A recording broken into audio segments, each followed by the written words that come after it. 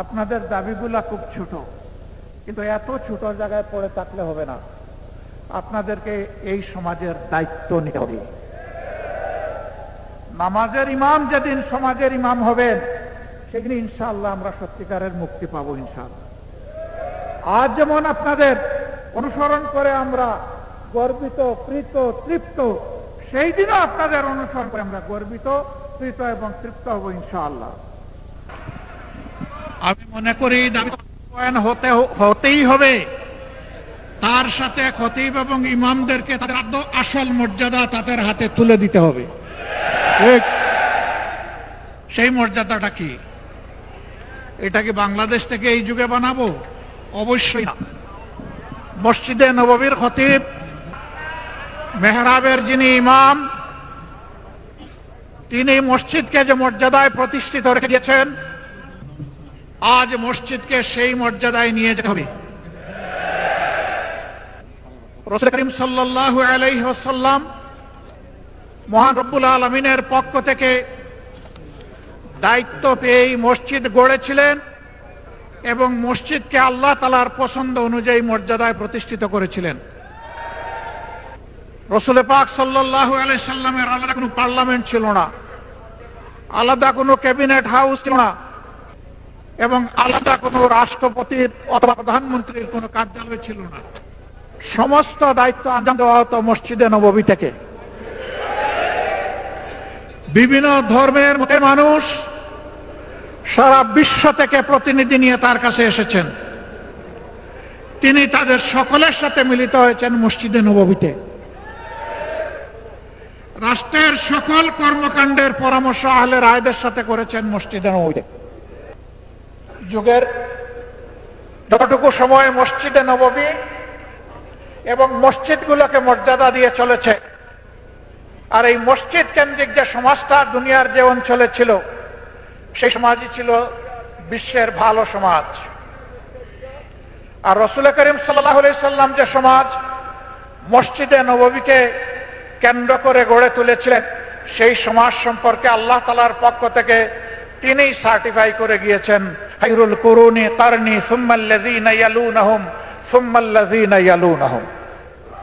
হে বিশ্ববাসী, তোমরা জেনে রাখো, আজ আমি যে সমাজ ব্যবস্থা গড়ে তুলেছি, আল্লাহর কিতাব এর ভিত্তিতে এই সমাজটাই হচ্ছে বিশ্বের সর্বশ্রেষ্ঠ সমাজ।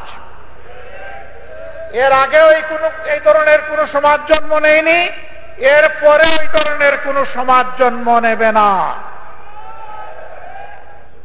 সুতরাং ওই সমাজকে অনুসরণ করে যে সমাজ ব্যবস্থা করে উঠবে, সেই সমাজ ব্যবস্থাই দুনিয়ায় শ্রেষ্ঠত্বের আসনে বসবে।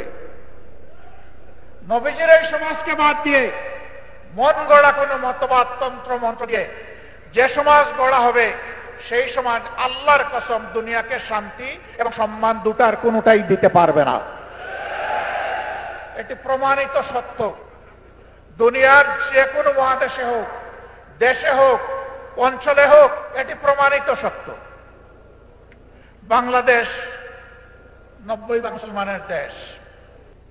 এদেশের 90% মুসলমান আল্লাহর উপর ঈমান রাখে, আল্লাহর কোরআনকে মানে, নবী করিম সাল্লাল্লাহু আলাইহি সাল্লামকে শেষ পয়গম্বর স্বীকার করে।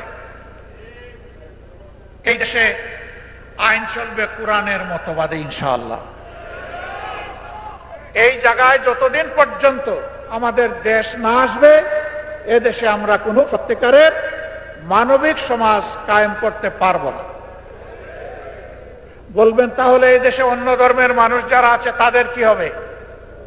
কোরআন শুধু মানুষের সম্মানের গ্যারান্টি দেয় নাই, অধিকারের ওয়ারেন্টি দেয় নাই, কোরআন সমস্ত মখলুকাতের অধিকারের ওয়ারেন্টি দিয়েছে। মানুষ তো অবশ্যই, মদিনায় যেমন সকল ধর্মের মানুষ পূর্ণ ধর্মীয় স্বাধীনতা, নাগরিক নিরাপত্তা এবং অধিকার ভোগ করেছেন, আল্লাহ দেওয়া আইনের এবং বিধানের ভিত্তিতে আমাদের প্রিয় দেশেও যদি সেই সমাজ ব্যবস্থা কায়েম হয়, ইনশাআল্লাহ তাআলা আযীম সেই অধিকার প্রতিষ্ঠিত হবে। কাজেই এখানে একটা দাবি দেখলাম, 7 দাবির মধ্যে একটা দাবি যে মসজিদ কমিটিতে ইমাম এবং খতিব সাহেবদেরকে সম্মানের সাথে অ্যাকোমোডেট করতে হবে। আমি আপনাদের এই দাবির সাথে একমত না। মসজিদ কমিটি হবে ইমাম এবং খতিব সাহেবের পরামর্শের ভিত্তিতে। এই কমিটির প্রধান পুরুষ হবেন খতিব কিংবা ইমাম। তাকে বাদ দিয়ে নয়, তাকে সহযোগিতা করার জন্য এই কমিটি হবে।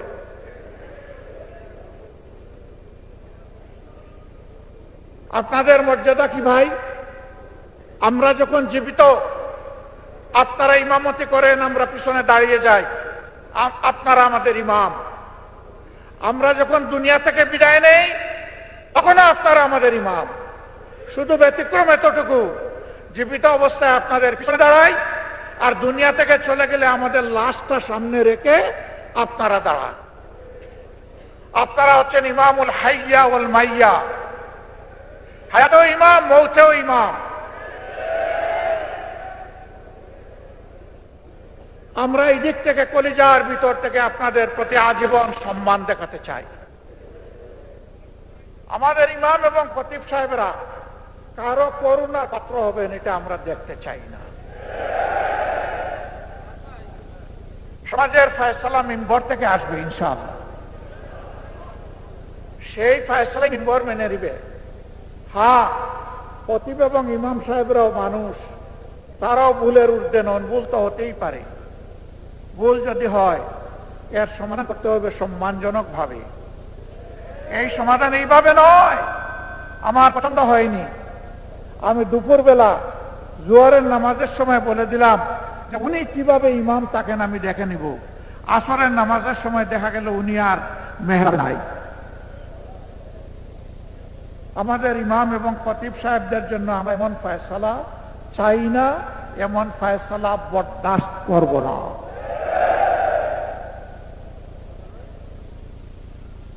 তাদেরকে তাদের পূর্ণ মর্যাদায় অধিষ্ঠিত করতে হবে। আপনাদের দাবিগুলা খুব ছোট, কিন্তু এত ছোট জায়গায় পড়ে থাকলে হবে না। আপনাদেরকে এই সমাজের দায়িত্ব নিতে হবে। নামাজের ইমাম যেদিন সমাজের ইমাম হবেন, সেদিন ইনশাআল্লাহ আমরা সত্যিকারের মুক্তি পাবো ইনশাআল্লাহ।